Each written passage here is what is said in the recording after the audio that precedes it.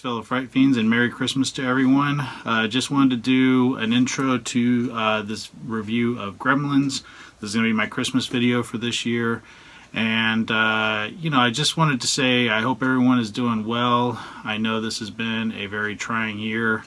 My fingers are crossed that 2021 will be better. Of course, it'll be rough out the gate, but I'm hoping that a year from now, we can just put all of the shit that's happened this year in our rear view. Just wanted to thank everyone for the continued support of Boogeyman Ben's Horror Zone.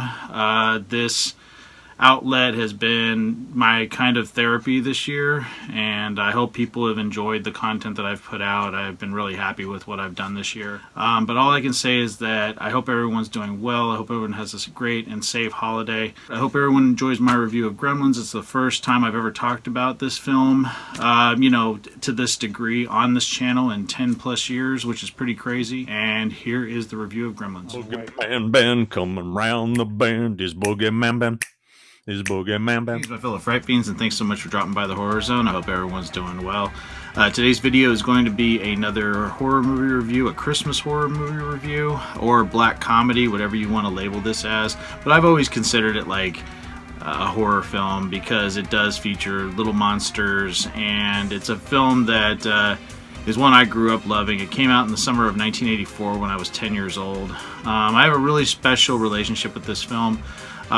Growing up, I had a really good friend that would come and visit her grandparents, who happened to live next door to my mom and I in the condo complex that we lived in back in the 80s. Her name's Gaitha Watley, and she's actually my tattoo artist now. I've mentioned her several times when I've showcased some of the new tattoo work I've gotten. And over the last couple of years, we reconnected, thanks to Facebook and social media. But I lost touch with her, when we got a little bit older because her grandparents moved away. So unfortunately, we lost touch for about almost 25 years. But it was really great to reconnect, and I remember growing up, like, she would come and visit her grandparents during the summer, and we would talk about movies like, Ghostbusters, Lost Boys, and Goonies, and all those movies that everybody holds so near and dear. But this was a film that we actually went and saw together in the movie theater. If you haven't figured out what it is, talking about Gremlins.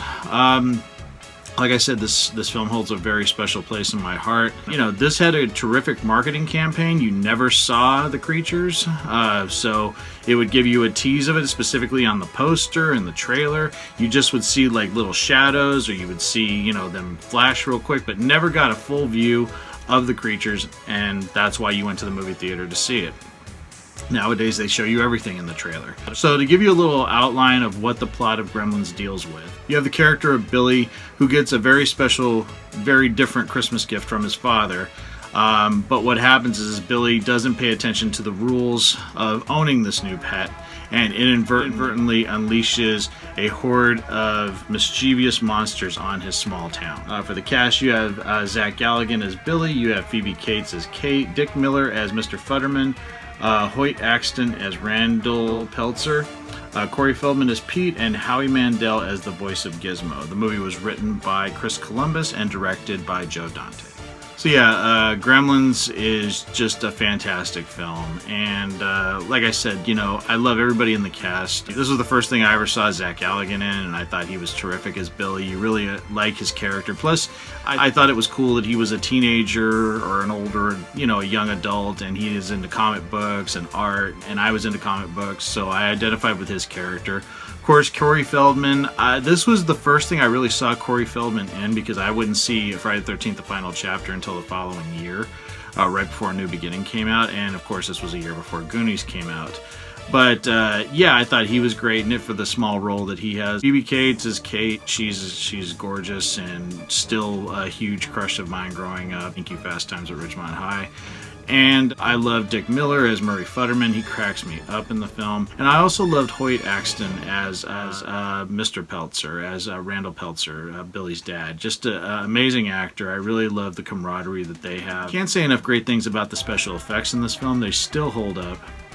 The puppetry work and the animatronics, and Gizmo, who until Grogu showed up in The Mandalorian was the most adorable creature ever created and put on film. Gizmo is just amazing, and Howie Mandel did a terrific job as the voice.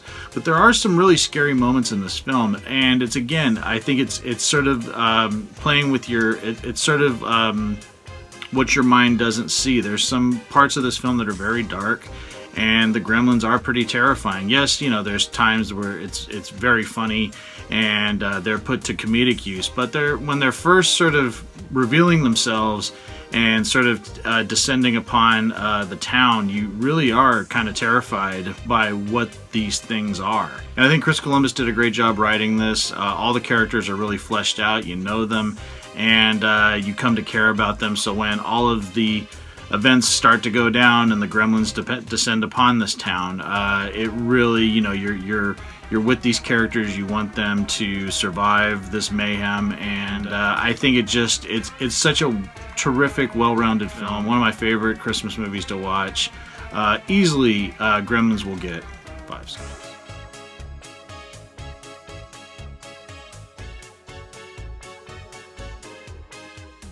So yeah, I just wanted to do another little Christmas horror movie review, talking about Gremlins. Like I said, a lot of history with this film. I'm grateful for that decade, and that I grew up in that decade. It might not have been perfect for a lot of people, but I was a kid. I was a real little kid in the 80s. And I'm grateful for these memories, because especially in times like now where everything is just so depressing, it's a great time to reflect on, to go back and look at these films and just remember what a simple time it was. And I really yearn for those times. I don't think we'll ever have them again, but I'm grateful for have lived through them, and it just makes me miss them even more. My childhood wasn't perfect, but there was some really great moments, and I love going and revisiting them through films like this. So thanks so much, everyone, for taking the time to stop by the Horror Zone, and I'll talk to you guys later. Take it easy, stay scared as always.